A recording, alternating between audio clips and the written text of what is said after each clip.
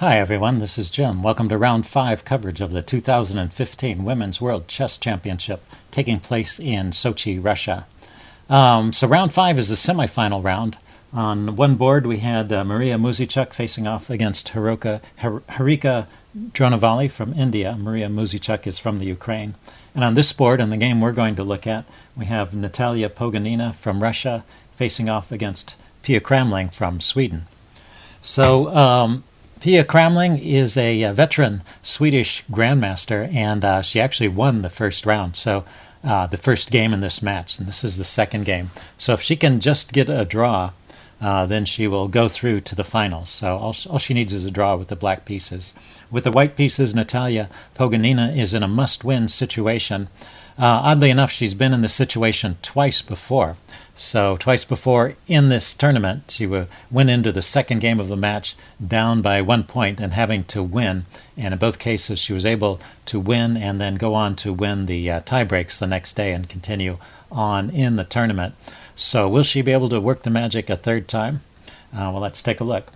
Natalia starts off with the move e4. And Pia Cramling answers with c5, the Sicilian defense, knight f3. And right here, Pia plays an unusual move, a6. This is known as the O'Kelly Sicilian. So it's an interesting way to play. The move a6 is part of many different Sicilian systems, including the Najdorf and other Sicilians. It turns out to be a useful part of. It's part of the Khan Sicilian, and it's useful in the Taimanov or the Dragon or many of these other variations, the Scheveningen, etc. So the white player often will play the move c3. That's actually the top choice here. And the argument is that the c3 Sicilians are the one kind of Sicilian where maybe this move a6 isn't so useful. So trying to prove that white can gain a tempo in the way by making one move of black's kind of useless. And the idea with c3 is to follow up with d4 and try and build a big center, allow this exchange, but be ready to take back with a pawn. But that's not the way Natalia chooses to play. She's not afraid to transpose back into an open Sicilian, so she goes with bishop e2. And after e6 was played here. We get the move d4 and then the exchange. So we have actually transposed into an open Sicilian. This is known as the Khan Sicilian with this particular pawn formation with the pawns on e6 and a6 and the knight not going to c6, at least not right away. The knight on c6, this would be a Taimanov Sicilian, but this is known as the Khan Sicilian. So knight f6 was played. Black's turn, knight f6. So keeping in the Khan Sicilian lines, knight c3. And now bishop b4. An interesting move, and not so common here. Transposing back into a mainline Sicilian with d6 is still here. This would be a Scheveningen type of setup. Or queen c7 is a very common move here, staying in Khan Sicilian lines. Or knight c6 transposing to the Taimanov. Those are three different options, all slightly more popular than bishop b4, so a somewhat rare line. And now white can react to this in a number of different ways. The simple queen d3 is the top choice here, and white is just continuing with development, also holding on to the knight so that if there's an exchange here, the pawn structure won't be damaged. It's a move that makes a lot of sense and probably a good move to play. But Natalia's playing more aggressively. She pushes on with e5. And after knight d5, she just castles. And this is a bit of an outrageous move here because it seems to lose material. So you might want to pause and think about this. Can you just win a pawn here with knight takes, pawn takes, bishop takes? Well, actually, knight takes was played. Pawn takes. So I'll go ahead and go put these moves on. The question is, should you take this pawn with bishop takes? And if you want to think about it, there's no tactical trick here. This is just a kind of a question about what type of chess do you want to play? What is your sense of this position after bishop takes c3? Okay, Pia Cramling, just to tell you, pause the video if you want time to think about it, by the way. Pia Cramling just dropped her bishop back to e7, so she chose not to take. It was possible to take. This is a playable move. And there's a couple of interesting ways for white to play it from here. The first one is kind of funny. Bishop to a3, just giving up the exchange. Not only giving up a pawn, but giving up the exchange, but sort of ensuring that black is never going to castle. So after bishop takes, queen takes, notice that every single developed piece of black's has been exchanged. So all of black's remaining pieces are sitting on their original squares. So no development at all. But black is up a pawn plus an exchange. And the chess engine rates this as, slightly better for black, oddly enough. And so it means it sees a way, the chess engine sees a way to defend. But, the question is, can you find a way to defend if you're playing this over the board? This looks pretty risky to me. I'll give a few more moves. The engine line goes something like this. b6, let's see, bishop to f3, poking at the rook in the corner, rook to a7. We'll see some of these ideas in the game, actually. And,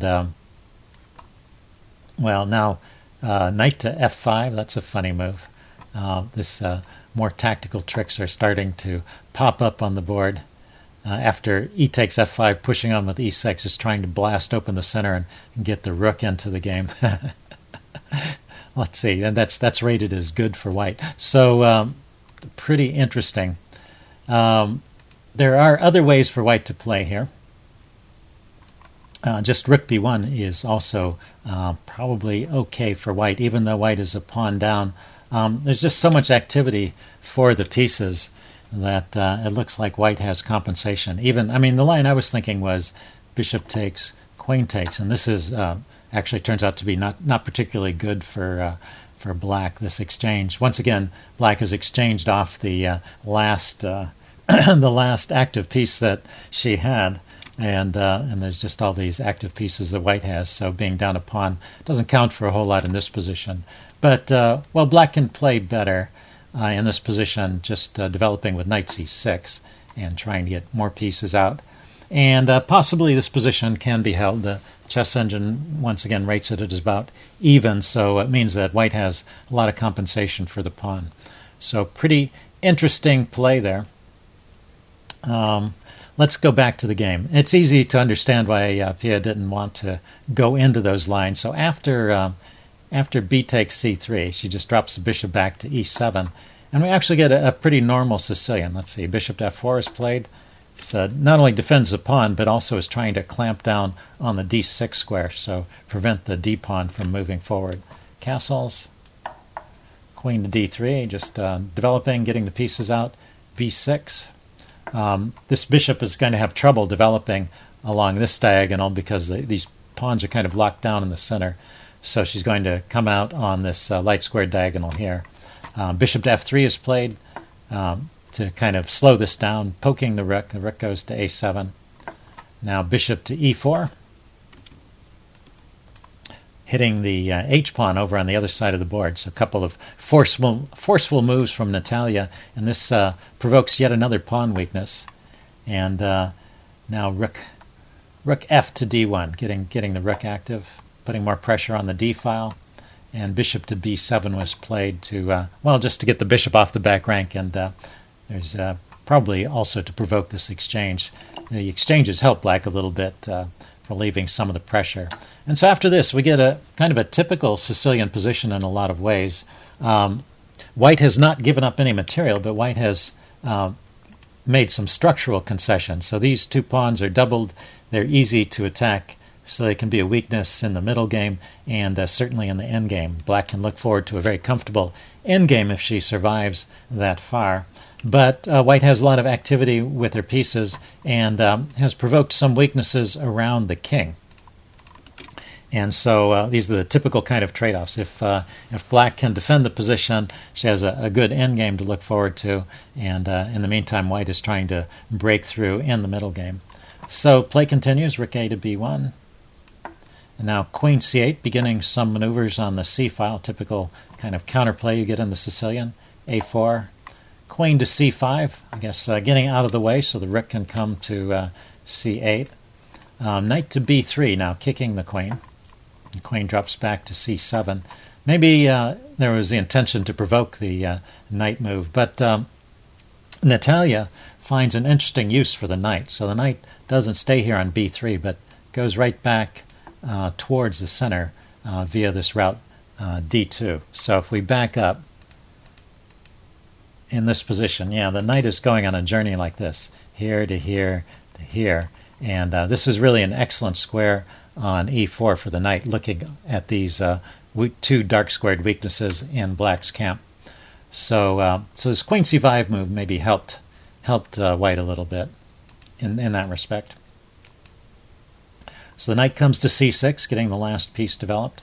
The queen goes over to g3, taking a look at the king and maybe supporting the idea of the bishop coming in on the dark squares.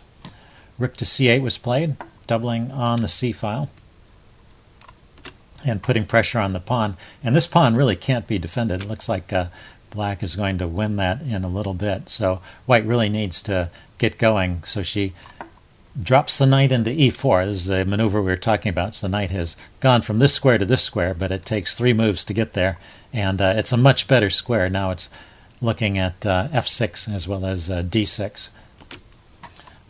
Queen to d8 was played. So now this move here is the start of a maneuver that maybe gets black in a little bit of trouble. Maybe that already rook to c8 was a bit imprecise. Here the rook is actually doing an important job on the king side, defending the f-pawn and the f-file. And so it may be that black really needs to think more about maintaining some pieces over around the king and trying to get counterplay on the queen side with the move b5. This is the chess engine recommendation, how black should get some play in the game. It's really important for black to get some counterplay rather than just sit around and wait to get attacked. It's just a question of what's the best way to do it. So with b5, let's see, rook to a1 is a move here, or just the exchange. And creating some open lines over here. Rook to b3 is a suggestion, so that if there's an exchange, it would undouble white's pawns. And then now rook f to b8.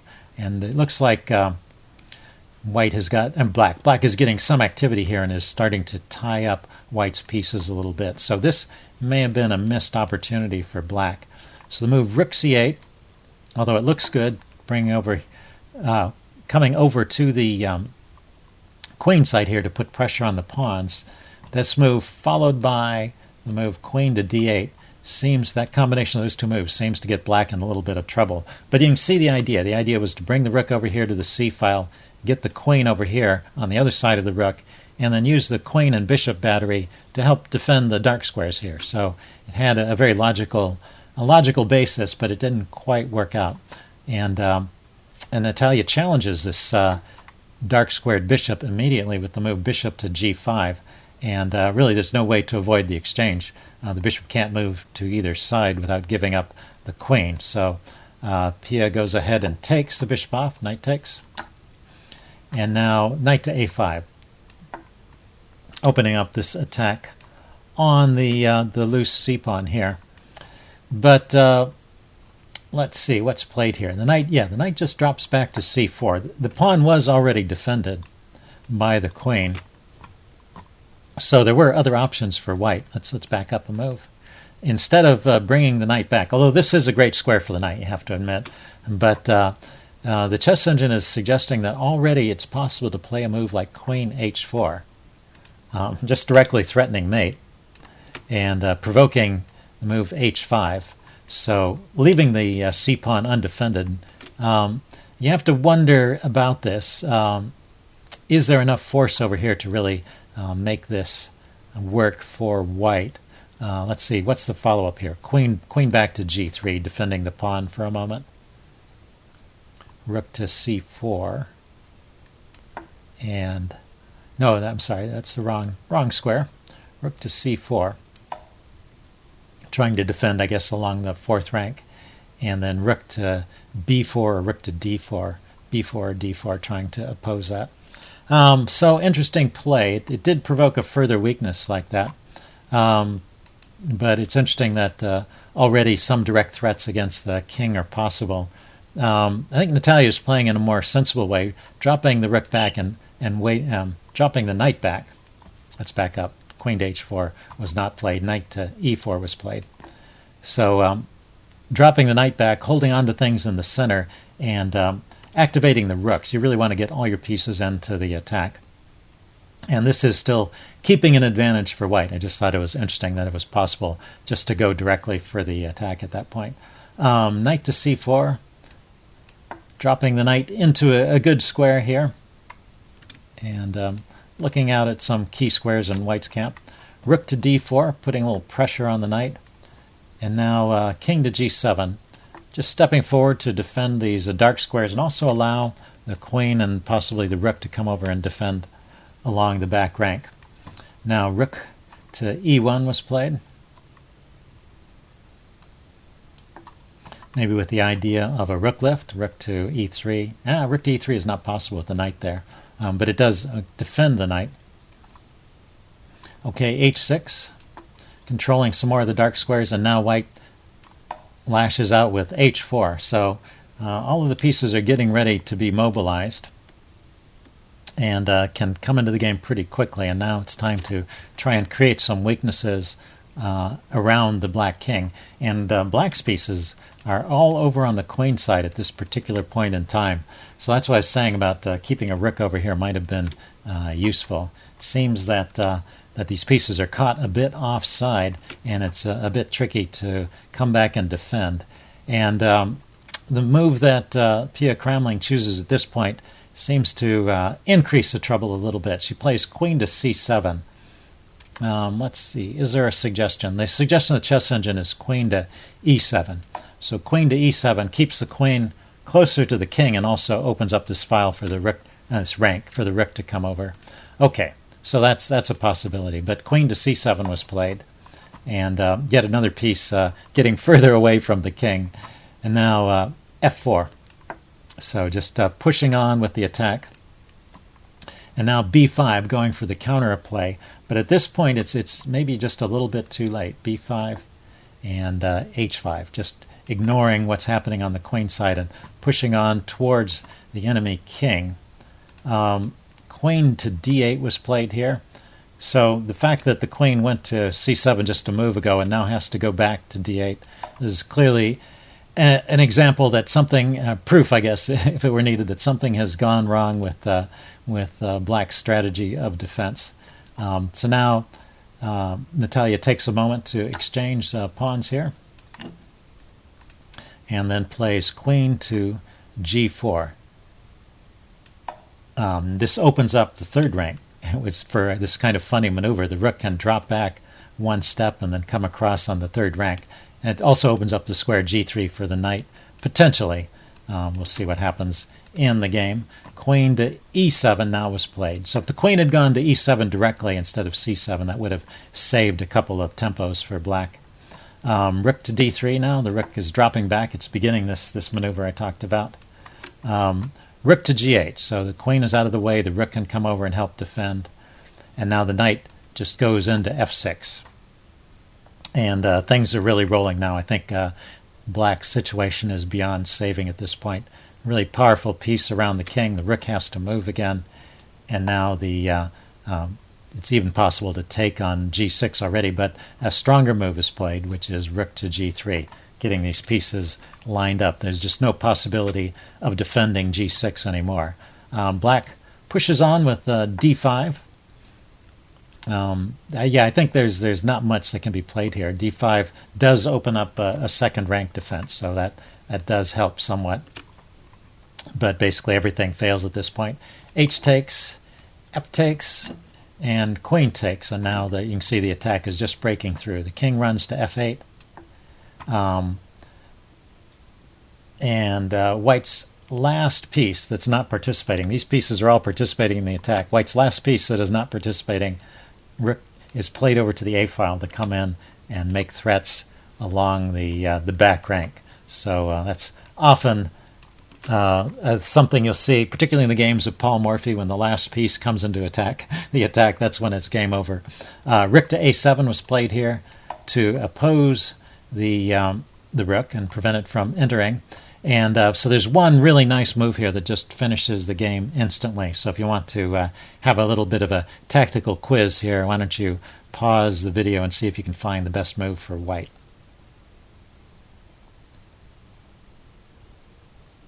Okay, I'm going to give the answer away now. A very nice finishing move, knight to d7 check. And Pia Cramling resigned after this move. Let's see. The king has no move, so the knight has to be taken, so that makes the analysis easy. If the queen takes, I'll show this one first because it's prettiest. There's actually a mate in 4 here, starting with queen f6 check. The king can't run to either side. Queen to f7 puts up the most resistance, but then the rook in the corner was hanging, so this goes with check. Queen to g8 to interpose, and rook takes g8, check, king up, wherever it goes, and that's checkmate. So that would be game over. Now let's back up. Were there other tries there? After queen takes, and queen f6 check, if you don't interpose, if you just try running away, then still you can take the rook in the corner. And the king is in check. It has to go up. It can't run away any further.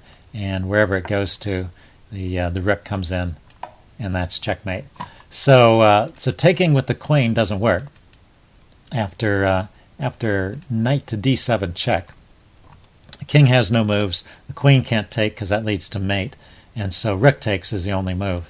And this doesn't lead to mate right away, but after rook to a8 check, the mate is just a matter of time.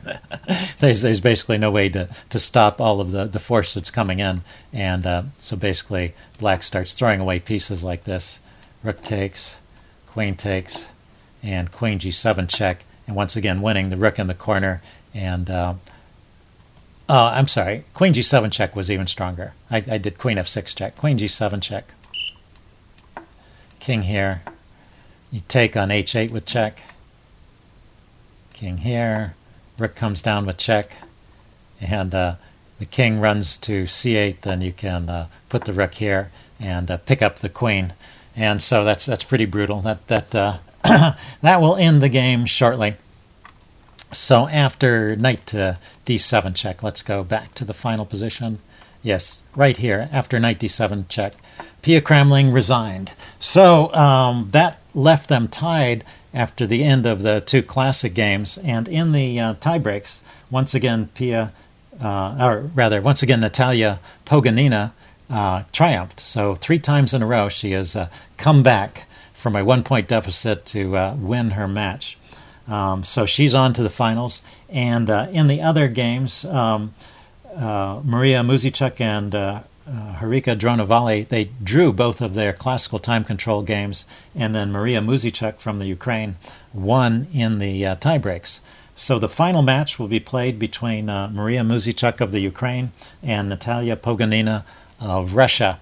Now the final matches are a bit different than the matches. The final match is different than the matches that were played earlier. It's going to actually be a 4-game match, and there's going to be a rest day to start. So so the first day, April 1st, is going to be a rest day.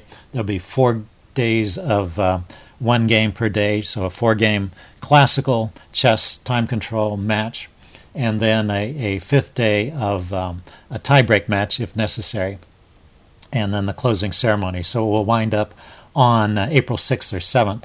So I'm not going to do everyday coverage. I will do one more video at the end showing one of the games of the winner of the championship, and that'll be my last video in this series. I just wanted to mention that I'm actually going to be playing in a tournament myself that weekend, so I'm going to be playing at the Larry Evans Memorial Tournament in Reno, April, I think it's 2nd through the 5th, or maybe it's the 3rd through the 6th. Anyway, it's that weekend, and or this coming weekend. So I won't be uploading any new videos during that period, and but I will have a video when I come back. I will do a video of the final result of the Women's World Championship. See you then. Bye.